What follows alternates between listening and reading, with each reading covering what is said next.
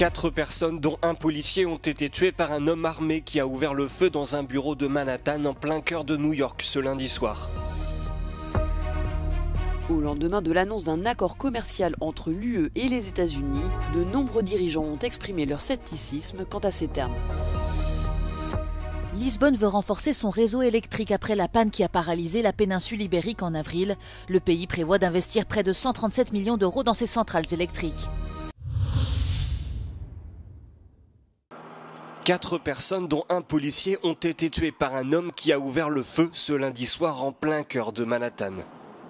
Le tireur a abattu plusieurs personnes dans le hall d'entrée d'un immeuble avant de se rendre au 33e étage où il a tué une autre personne. Il aurait ensuite retourné son arme contre lui. Our hearts are heavy. 5 innocent people shot tonight.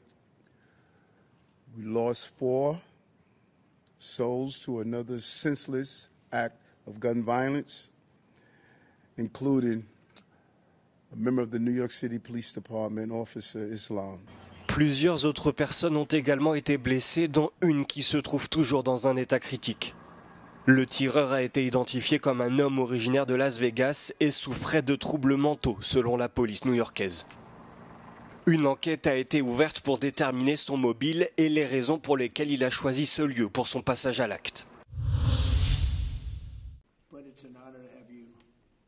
Au lendemain de l'annonce d'un accord commercial entre l'UE et les États-Unis, de nombreux dirigeants ont exprimé leur scepticisme quant à ces termes.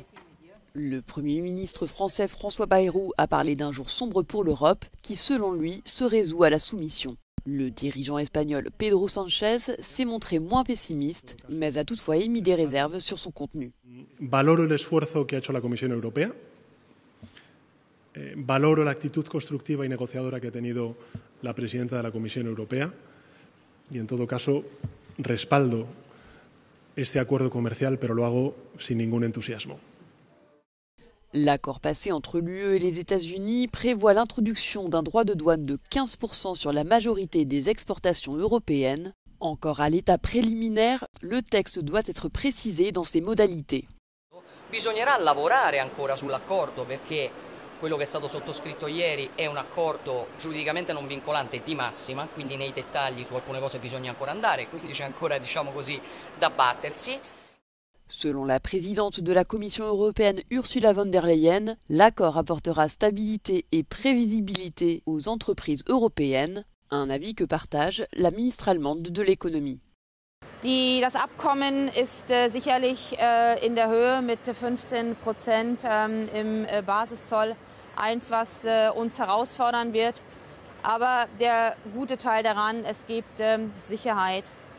Le taux de 15% reste inférieur à celui initialement évoqué par Donald Trump.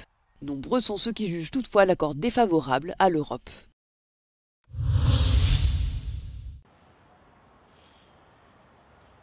L'Union européenne est-elle la grande perdante de cet accord commercial ? Les États-Unis taxeront finalement les produits européens à hauteur de 15% à partir du 1er août.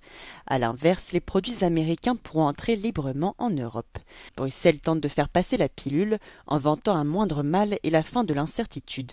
En l'absence d'un accord, Washington menaçait de frapper l'Europe avec des droits de douane de 30%. This is clearly the best deal we could get under very difficult circumstances. L'UE a seulement réussi à arracher quelques exemptions au taux de 15%. Les avions et leurs composants, certains produits chimiques, certains médicaments génériques et certains produits agricoles ne devraient pas être surtaxés. Les droits de douane américains de 50% sur l'acier et l'aluminium restent en place, mais devraient être supprimés par la suite. Maigre consolation, les véhicules européens, actuellement taxés à 27,5%, ne le seront plus qu'à 15%. The EU really haven't gotten much of anything. The only thing they've gotten is a lower tariffs on cars. That is more or less it. Of course, it's not nothing. It is good for the European car industry, but if you look at it in general, it seems more or less like a shakedown by Trump dictating the terms for the EU. It hasn't really been a negotiation at all. L'UE s'est également engagée à acheter de l'énergie américaine, dont du pétrole et du gaz, pour un montant de 750 milliards de dollars, ainsi que du matériel militaire américain. Les entreprises européennes devraient également investir 600 milliards de dollars aux États-Unis. Cet eurodéputé italien dénonce un accord désavantageux pour l'UE. It doesn't look very good because we were too much divided among the member states, and this has led the United States to consider that we were not going to retaliate and that we would accept any kind of deal to get at least one deal that brings stability, that brings a bit more certainty. Certains pays comme la France poussaient pour l'adoption d'une ligne dure et des mesures de rétorsion contre les États-Unis. À l'inverse, l'Allemagne plaidait pour un accord coûte que coûte afin d'éviter une guerre commerciale.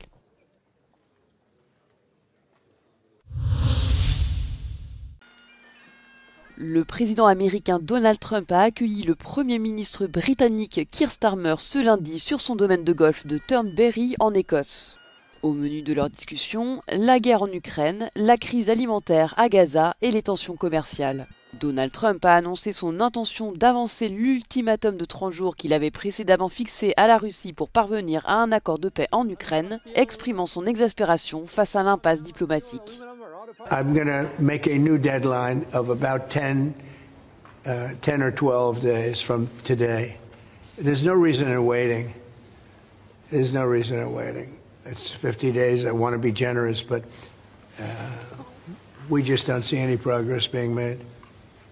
Les deux dirigeants ont également exhorté Israël à faciliter sans délai l'acheminement de davantage d'aide humanitaire dans la bande de Gaza, alors que la population palestinienne est confrontée à une famine imminente. Selon Donald Trump, c'est au gouvernement de Benjamin Netanyahou que revient la responsabilité de la distribution de l'aide promise par les États-Unis. We're giving money and things. He's got to sort of like run it. Well, I want them to make sure they get the food. I want to make sure they get the food, every ounce of food. I think you want the same thing. Because that food is being delivered, or at least all of it. Keir Starmer s'est montré encore plus catégorique. Le dirigeant a affirmé que les Britanniques étaient révoltés par ce qu'il a décrit comme une situation désespérée dans l'enclave.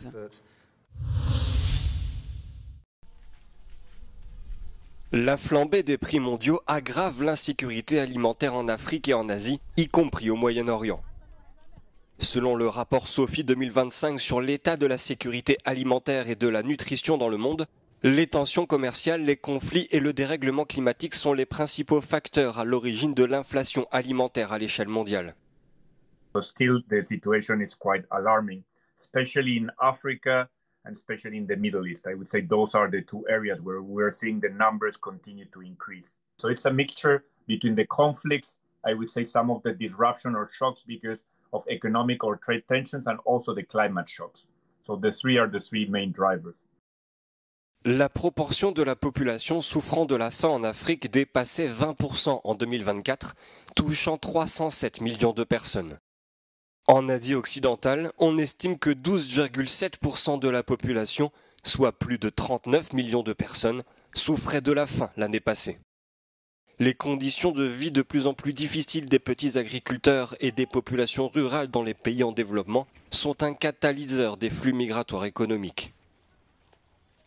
It's very clear that when people do not have the ability of really having a livelihood where they are, then they are forced to migrate. So there's obviously a relationship many times between migration, the ability of feeding themselves, the ability of also saving with that food production. Les petits exploitants agricoles, ceux ayant moins de 2 hectares de terre, produisent un tiers de la nourriture mondiale et jusqu'à 70% de la nourriture en Afrique. Ils sont donc essentiels à l'approvisionnement et à la sécurité alimentaire de leur pays. Pourtant, ils vivent dans la pauvreté et la faim. Le rapport estime enfin que 80% des personnes les plus pauvres du monde vivent dans les zones rurales des pays en développement.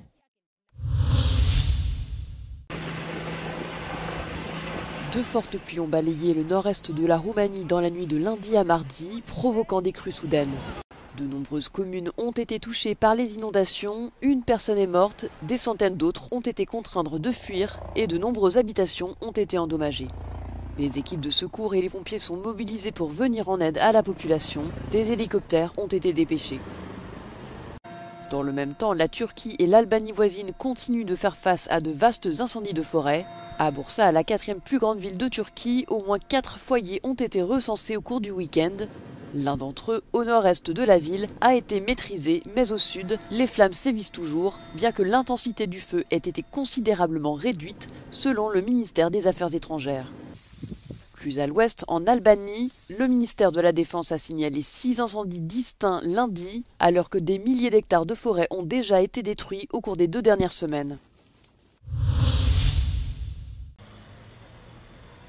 Le Portugal a annoncé de nouvelles mesures visant à renforcer son réseau électrique, après la panne qui a privé de courant une grande partie de la péninsule ibérique pendant plusieurs heures en avril dernier. Ce nouveau plan prévoit des investissements de 137 millions d'euros dans l'ensemble des centrales électriques du pays et dans la protection des infrastructures énergétiques clés. Podemos e devemos retirar lições de eventos como este. E é o que fizemos e estamos a fazer. Não para garantir que não se voltarão a repetir, porque essa é uma promessa que ninguém pode fazer. Mas para assegurar que, se tal acontecer, estaremos ainda mais bem preparados e seremos ainda mais capazes. Cette panne est survenue le 28 avril dernier vers midi en Espagne et au Portugal et a duré jusqu'à la tombée de la nuit. Des centaines d'entreprises, les transports publics, les réseaux téléphoniques, Internet et d'autres infrastructures sont restés à l'arrêt pendant toute la durée de l'incident.